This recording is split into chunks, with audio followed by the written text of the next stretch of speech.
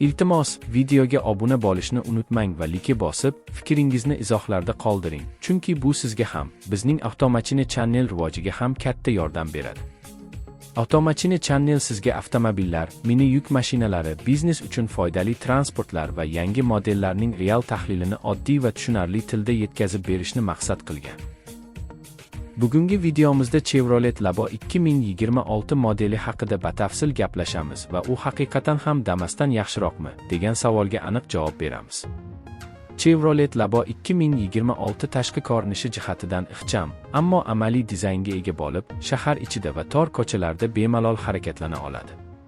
Old qismi sodda, lekin zamonaviy elementlar bilan boyitilgan, faralari esa kundalik foydalanish uchun yetarli darajada yorug'lik beradi.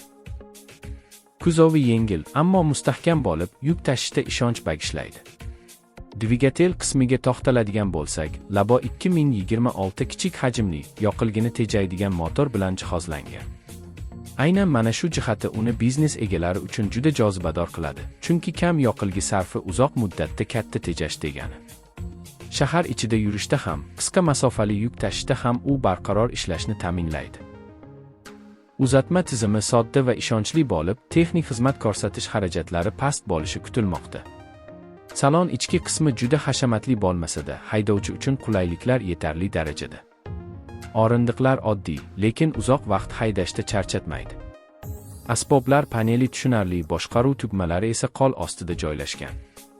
Konditsioner, isitish tizimi va asosiy xavfsizlik elementlari kundalik ehtiyojni qoplaydi.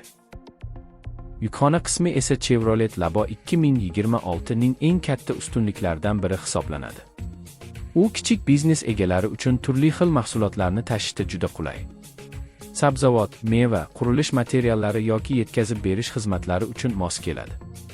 Endi Damas bilan solishtiradigan bo'lsak, Labo 2026 ko'plab jihatlarda ustunlikka ega.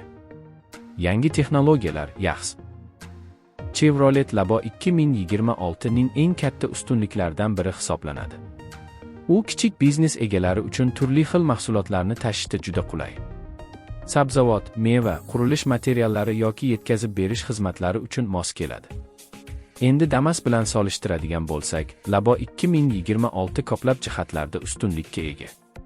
Yangi texnologiyalar, yaxshilangan yoqilg'i tejamkorligi va nisbatan zamonaviy dizayn uni raqobatchisidan oldinga olib chiqadi. Narx masalasida esa Chevrolet Labo 2026 hamyonbop bo'lishi kutilmoqda va aynan shu narsa uni bozorda kuchli raqobatchiga aylantiradi. Xarajatlar kam, foyda esa barqaror bo'lishi biznes uchun eng muhim omil sanaladi. Ehtiyot qismlarining mavjudligi va servis xizmatlarining qulayligi ham katta ahamiyatga ega. Ushbu model uzoq muddatli foydalanishda o'zini oqlashi mumkin. Xulosa qilib aytganda, agar siz kichik biznesingiz uchun ishonchli, tejamkor va zamonaviy mini yuk mashinasi izlayotgan bo'lsangiz, Chevrolet Labo 2026 juda yaxshi tanlov bo'lishi mumkin. Videoni oxirigacha tomosha qiling, chunki unda real hisob-kitoblar va foydali maslahatlar ham bor. Agar video sizga foydali bo'lsa, albatta obuna bo'ling, chunki Avtomashina Channel siz uchun doimo eng yangi va ishonchli avtomobil ma'lumotlarini taqdim etadi.